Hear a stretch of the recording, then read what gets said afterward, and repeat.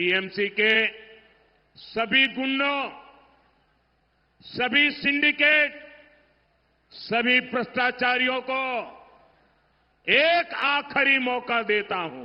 प्रधानमंत्री जी के इस वीडियो को देखकर एक बात तो स्पष्ट हो गई कि अगर बंगाल में बीजेपी की सरकार आ गई तो बीजेपी वाले रामराज लाके ही मानेंगे। माननीय प्रधानमंत्री जी से मेरा एक विनम्र निवेदन है कि जैसे वो वेस्ट बंगाल में सभी गुंडों, भ्रष्टाचारियों, माफियाओं को सख्त चेतावनी दे रहे हैं कि 29 अप्रैल से पहले वो सरेंडर कर दें वरना बच नहीं पाएंगे, ऐसे ही वो पूरे देश में एक घोषणा करवा दें, मुनादी करवा दें, ताकि पूरे देश के गुंडे, भ्रष्टाचारी, माफिया सरेंडर कर दें और पूरे देश में रामराज्य की परिकल्पना जो है वो सार्थक हो जाए। माननीय प्रधानमंत्री जी, वो मीडिया रिपोर्ट्स में बताया गया है कि असम के जो सीएम हैं हेमंता जी, वो शारदा चिटफंड घोटाले के आरोपी थे और सीबीआई ने उनसे पूछताछ भी की थी। शुभेंदु अधिकारी जो बंगाल वाले हैं वो नारदा स्टिंग ऑपरेशन और शारदा घोटाले में फंसे हुए थे।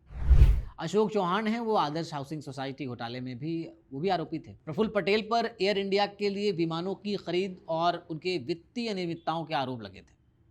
अजीत दादा तो चले ही गए, फिर पता चला कि इन सब ने बीजेपी ज्वाइन कर ली और तब से इन सभी को भ्रष्टाचार के आरोप से मुक्ति मिल गई, संत हो गए। एक बाबा है जिसे अपनी शिष्याओं के साथ दुष्कर्म के आरोप में 20 साल की सजा हुई है और वो बार बार पैरोल पे बाहर आ जाता है। और उधर अरावली पर्वत पर इलीगल माइनिंग से स्थानीय लोग बहुत परेशान हैं।